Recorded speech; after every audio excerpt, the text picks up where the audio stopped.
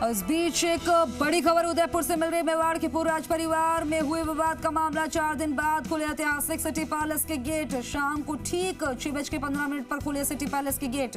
पूर्व राज परिवार के सदस्य लक्ष्यराज सिंह मेवाड़ ने खोले गेट। बोले, फिर से पर्यटकों का सिटी पैलेस में है स्वागत। सहयोग के लिए समर्थकों का जताया आभार। सिटी पैलेस के गेट खुलने पर जताई खुशी। अब ये तस्वीरें आपको दिखा रहे हैं। सिटी पैलेस के गेट खुले, पर्यटक अब जा सकते हैं और खुशी जाहिर की गई है। मेवाड़ के पूर्व राज परिवार में हुए विवाद का ये मामला 4 दिन बाद ये ऐतिहासिक सिटी पैलेस के गेट खोले गए हैं। शाम को ठीक 6:15 पर खोले सिटी पैलेस के गेट। पूर्व राज परिवार के सदस्य लक्ष्यराज सिंह मेवाड़ ने खोले गेट। बोले, फिर से पर्यटकों का सिटी पैलेस में स्वागत है। सहयोग के लिए समर्थकों का जताया आभार। सिटी पैलेस के गेट खुलने पर खुशी जाहिर की गई। अविनाश जगनावत मेरे सहयोगी ज्यादा जानकारी के साथ फोन पर बन गए हैं। अविनाश, क्या जानकारी? बिल्कुल, देखिए, उदयपुर आने वाला हर पर्यटक सिटी पैलेस जरूर देखने जाता है और यहाँ पर मेवाड़ के तमाम योद्धाओं के वीरों की गाथाएं जो है वो यहाँ से जीवित होती है, यहाँ से रूबरू होते, मेवाड़ की संस्कृति से यहाँ से रूबरू हो पाते हैं।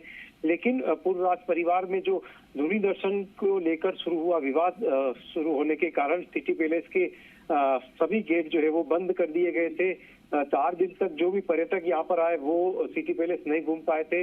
आखिर कल शाम को जब दोनों ही पक्षों के बीच में आपसी सहमति बनी, प्रशासनिक अधिकारियों के लगातार प्रयास और दोनों ही पक्षों की के बाद में जो सहमति बन पाई, उसके बाद में धुनी दर्शन हुए। और क्योंकि आज सुबह पूरे दिन तक जो सिटी पैलेस के है वो गेट नहीं खुले थे और शाम को पूर्व राज परिवार के सदस्य लक्ष्यराज सिंह मेवाड़ खुद आए और ठीक 6:15 बजे सिटी पैलेस के गेट जो है वो खोल लिए गए और अब पर्यटक सिटी पैलेस को फिर से निहार पाएंगे। इतने दिन तक 4 दिन तक जो पर्यटक आए थे वो सिटी पैलेस का भ्रमण नहीं कर पाए और कई पर्यटक निराश होकर उदयपुर से लौटे। लेकिन एक बार फिर से खुशी की बात है कि उदयपुर में पूरी तरह से शांति है। पुलिस के सारी बैरिकेड जो है सिटी पैलेस के दरवाजों पे लगे हुए थे या सिटी पैलेस से जगदीश चौक के मार्ग पर लगे हुए थे, उनको भी हटा दिया गया है और कहा जा सकता है कि फिर से उदयपुर पटरी पर है।